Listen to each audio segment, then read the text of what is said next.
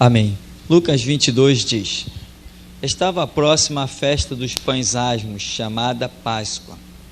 Procuravam-se os principais sacerdotes e os escribas em como tirar a vida a Jesus, porque temiam o povo. Ora, Satanás entrou em Judas, chamado Iscariotes, que era um dos 12. Este foi entender-se com os principais sacerdotes e os capitães sobre como lhes entregaria a Jesus. Então, eles se alegraram e combinaram em lhe dar dinheiro. Judas concordou e buscava uma boa ocasião de lhe entregar sem tumulto. Amém. O texto e a questão de Judas, que muita gente fala muita coisa que não tem absolutamente nada a ver, tentam usar o episódio de Judas até para falar de predestinação, totalmente fora da realidade, não tem nada a ver. Mas esse texto aqui, nós sempre comentamos que Judas sequer precisava trair Jesus, sequer, porque Jesus falou: o Filho do Homem vai como dele está escrito, mas ai daquele por quem ele é traído. E quando nós vamos examinar, nós veremos com toda a clareza se Jesus está dizendo isto, está trazendo essa expressão, significa que Jesus não precisava ser traído. Ele iria àquela cruz de qualquer maneira. Se não tivesse ninguém para pregar Jesus naquela cruz, ele se pregaria sozinho, porque ele veio ao mundo para isso, para oferecer-se por sacrifício pela humanidade. Então, nós temos alguns estudos que falam sobre isso, mas aqui nós vemos um detalhe. Na festa da Páscoa, tem gente querendo matar Jesus, não é qualquer um. Quem é que está querendo matar Jesus? Principais sacerdotes e os escribas, aqueles que tinham a lei que dizia: não matarás. Eram eles. Mas eles tinham uma lei lá que permitia matar. Qual era essa lei que permitia matar? Lei dada até por Deus. Dizia que um homossexual deveria ser apedrejado até a morte. Fazia parte da lei do Antigo Testamento. Pergunta: Jesus Cristo era um homossexual? Não, então aí eles não tinham motivo para matar Jesus. A Bíblia diz que uma mulher adúltera deveria ser apedrejada até a morte. Isso se enquadra sobre a vida de Jesus? Também não. A Bíblia diz que os hereges, em determinados pontos, dependendo da situação, tem algumas leis lá que dizem que eles deveriam ser banidos. Isso se encontra com Jesus? Também não. Mas eles queriam matar Jesus. Por quê?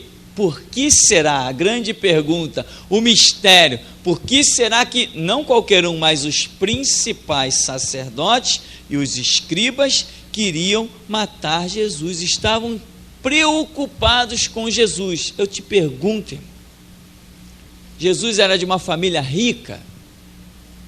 Era de uma família importante? Nasceu numa cidade tremenda? Nasceu numa grande capital? Não.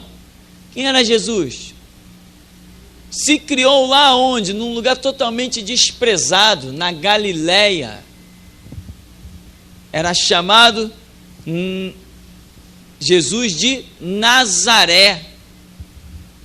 Chega ao ponto que um homem, quando foi chamado para ir ao encontro de Jesus, fala assim: achamos aquele de quem Moisés escreveu, Jesus de Nazaré. O homem chegou ao ponto até de dizer: pode porventura vir alguma coisa boa de Nazaré?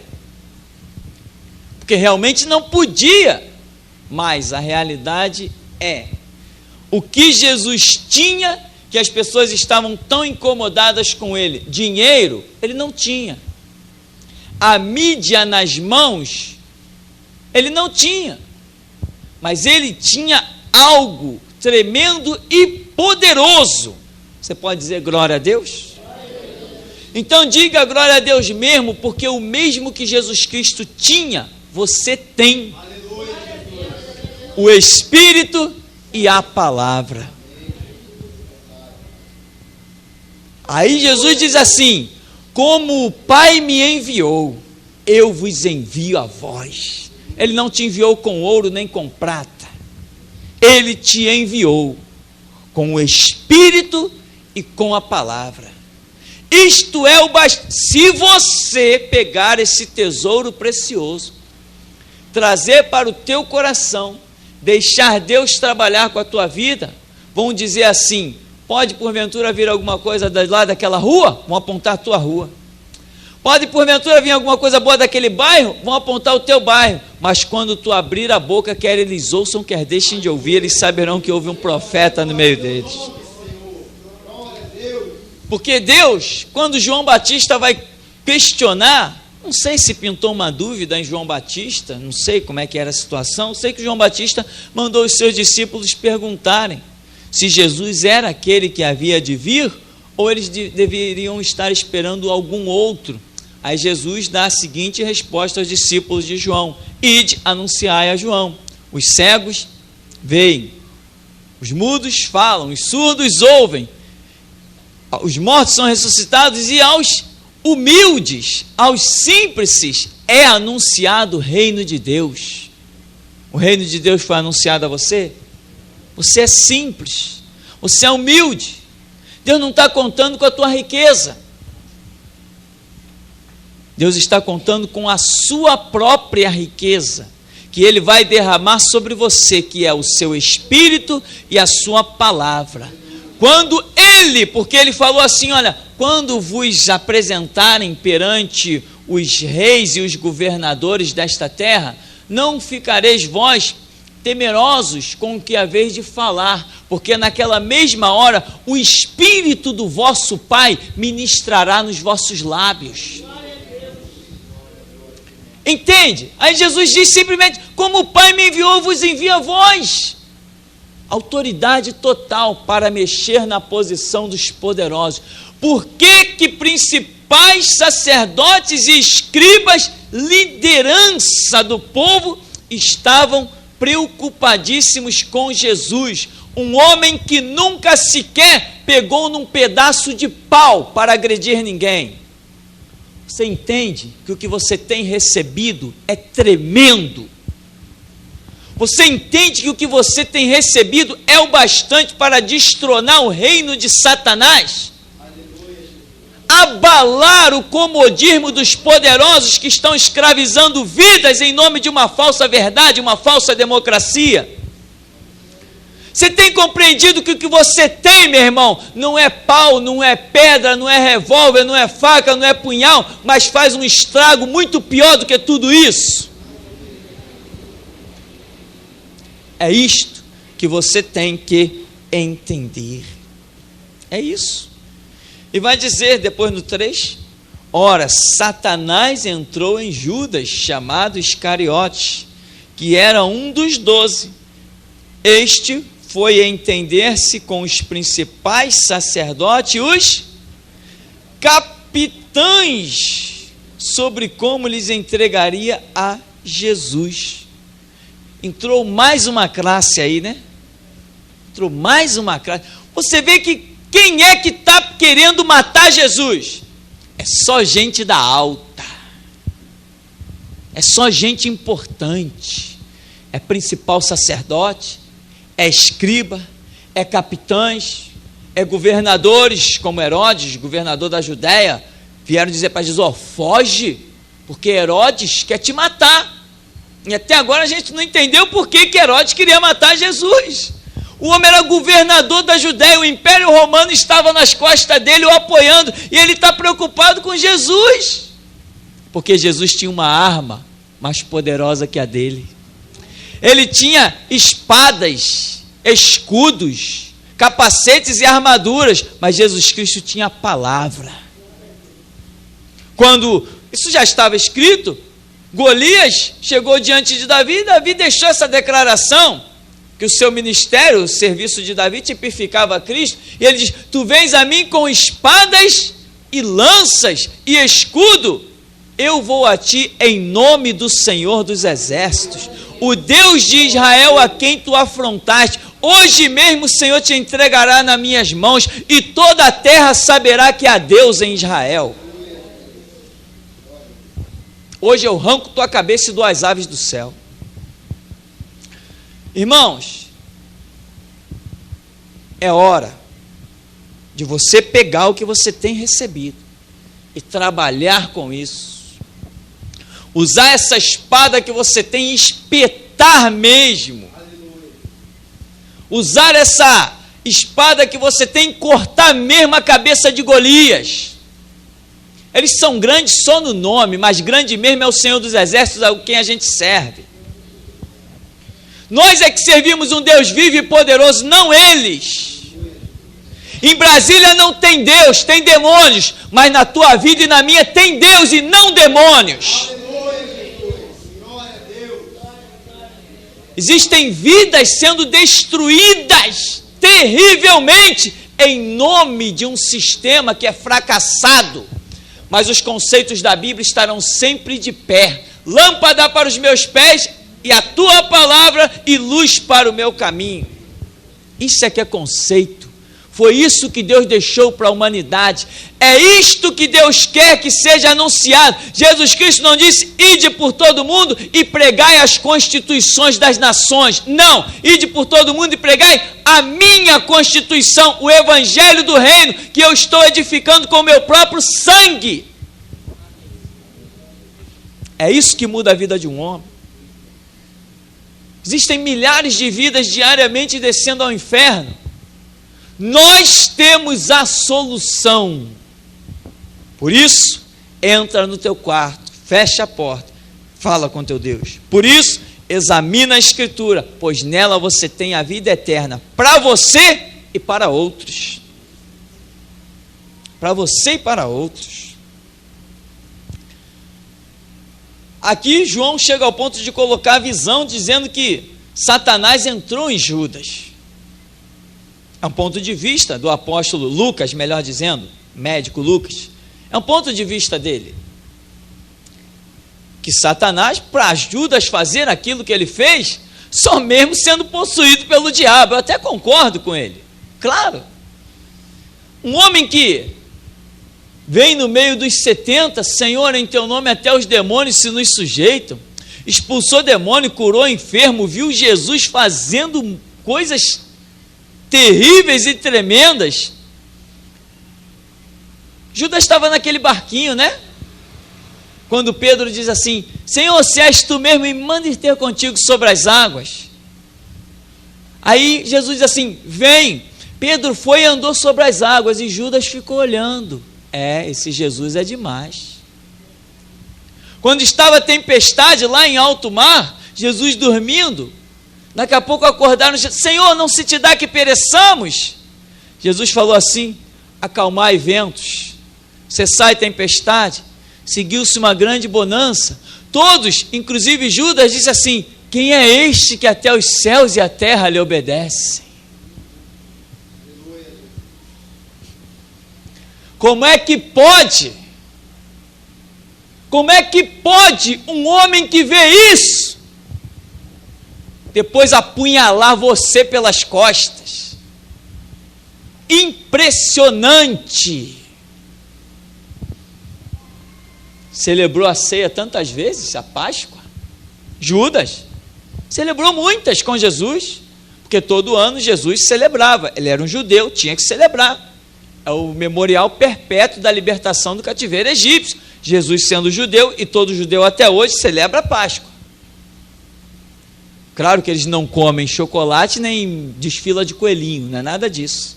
Isso é só um marketing que o mundo criou para ganhar dinheiro. Aliás, dinheiro, vamos falar de Judas então. Diz aqui, olha, os capitães sobre como lhes entregaria Jesus. Então eles se alegraram e combinaram em dar-lhe o quê? Dinheiro.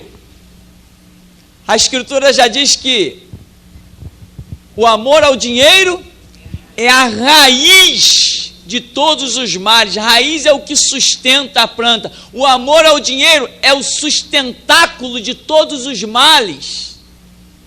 Irmão, você não foi chamado para ser sustentado por esse mal. O dinheiro só é bênção na sua vida quando Deus reina realmente na sua vida. Quando Ele é o primeiro lugar. Reino de Deus e sua justiça estando em primeiro lugar, e reino de Deus não é comida, não é bebida, mas é alegria, gozo e paz no Espírito Santo. Quando você tem Deus em primeiro lugar, e o dinheiro para você tanto faz tê-lo como não tê-lo, porque o teu sustento vem do Senhor que fez os céus e a terra, é Ele que não deixa vacilar o teu pé, Ele põe o pão na tua mesa sem que você tenha um centavo no bolso. Este que é o Deus que cultuamos neste lugar. Quando você não está preocupado com isso, você triunfa, mas se a sua preocupação é o dinheiro, veja o que Judas fez por dinheiro. Daqui a pouco eu vou falar de uma coisinha interessante, que as pessoas atribuem umas desculpas a Judas, mas eu vou provar que eles estão errados. Judas viu Jesus acalmar a tempestade, expulsou demônio, curou enfermo, depois foi lá e deu uma apunhalada nas costas de Jesus. E com o gesto mais lindo: a que vieste, amigo? Perguntou Jesus para ele. Meu amigo, a que vieste ao meu encontro? Deu-lhe um beijo. Judas, com um beijo tu me traz? Não restava mais nada para Judas, senão o que ele fez. Pegou uma corda, jogou numa árvore qualquer e deu cabo da vida, porque quem traz Jesus não tem mais por que viver. Quem conhece o Evangelho e volta atrás, não tem mais por que viver, antecipa logo a morte, porque já acabou mesmo, não resta mais nada. Quem traz Jesus Cristo negando o seu sangue, a sua palavra, eu não entendo como consegue ficar de pé nessa terra. Eu não entendo como é que um ser humano consegue viver sem a graça de Deus, sem a misericórdia de Deus. Eu não entendo mesmo, isso não vai entrar na minha cabeça, porque eu já orei: Senhor, se eu tiver que me desviar amanhã, hoje eu quero que se celebre a minha morte num caixão bem bonito, porque viver sem Cristo nesse mundo, eu me recuso terminantemente. Mas Judas achou que conseguiria, afinal de contas, ele tinha quantas moedas de prata? 30 moedas de prata. Sabe o que eram 30 moedas de prata? Em 30 moedas de prata está aquilo que Judas considerava de Jesus. Isso aí não passa de um escravo. 30 moedas de prata era o preço de um escravo. Era um preço qualquer, não era nada. Era assim que Judas considerava os ensinos de Cristo e a pessoa de Cristo. E é assim que muita gente, mesmo estando no meio evangélico, considera a palavra de Cristo. Isso não vale mais que a palavra de um escravo. Não tem valor nenhum. Palavra importante são os presidentes, são os governadores, são os senadores. Eles são homens ilustres que falam em microfones de R$1.500. Mas você pode nem ter um microfone, mas a palavra que sai da tua boca é poderosa.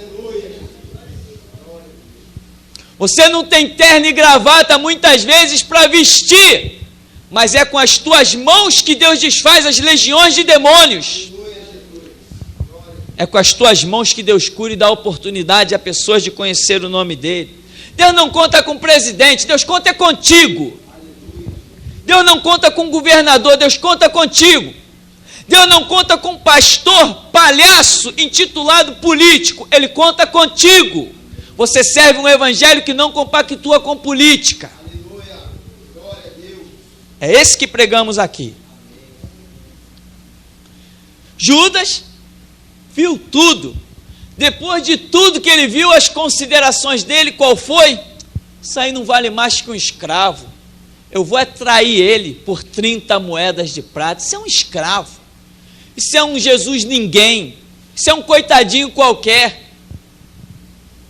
Aí, ele vai. Concordavam com uma boa ocasião de lhe entregar sem tumulto, sem alvoroço. Alguns historiadores tentam aliviar o inferno de Judas. Não tem jeito, caiu lá, vai queimar mesmo e acabou a história. Mas alguns tentam, dizem assim, não, Judas, qual era a intenção de Judas?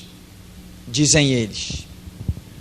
Judas queria que alguém prendesse Jesus, porque Judas queria uma revolução. Então, quando prendessem Jesus, os discípulos de Jesus revoltar-se-iam e uma revolução surgiria, então iria haver uma guerra dos judeus contra Roma. Então, Judas traiu Jesus esperando que esta revolução se levantasse. Sabe por que os historiadores e alguns pastores loucos dizem isso? Porque eles são cegos, nunca trocaram os óculos para enxergar o que diz a Bíblia. Aqui está dizendo que a intenção de Judas com os sacerdotes, com os capitães, com os escribas, foi entregá-lo sem alvoroço, sem tumulto. Então eles não esperavam nenhuma revolução, eles só esperavam realmente colocar o preço de um escravo no seu bolso. Irmão, você conhece Jesus Cristo? Você sabe quem é Ele? Ele já te curou. Você traz estas marcas em você. Ele já te livrou. Já houve dias que você não sabia o que ia comer e você comeu porque Ele foi lá e botou o pão para você. Não vai apunhalá-lo. Não vai vendê-lo pelo preço de um escravo. Ele é rei e não tem preço. A sua palavra é verdade e com verdade não se negocia. Morre, mas morre com a verdade. Deixa essa terra sugar o teu sangue, mas pela verdade. Não abre mão dos conceitos do Evangelho de Jesus Cristo. Não abre. Sempre haverá alguém junto de você, prestes a trair a Cristo, mas você não traia. Sempre tem alguém traindo.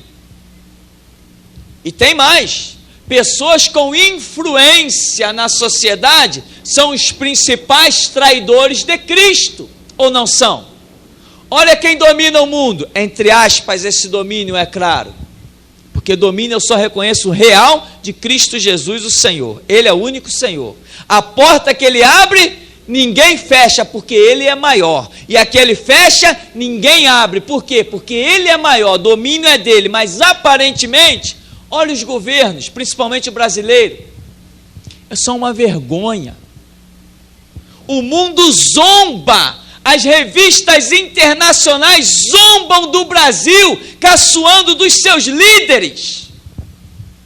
São os nossos líderes, natural, mas espiritualmente nós temos um. Esse não, ninguém zomba dele, porque horrenda coisa é cair nas mãos de um Deus vivo. Mas os líderes brasileiros, eles só servem para vergonha. As igrejas nada mais viraram do que um palco de votação para que homens mercenários, inescrupulosos, sejam eleitos a cargos do governo, porque eles estão traindo tudo por dinheiro. O dinheiro entrou no seu coração de tal maneira e se tornou a raiz de todos os males em suas vidas.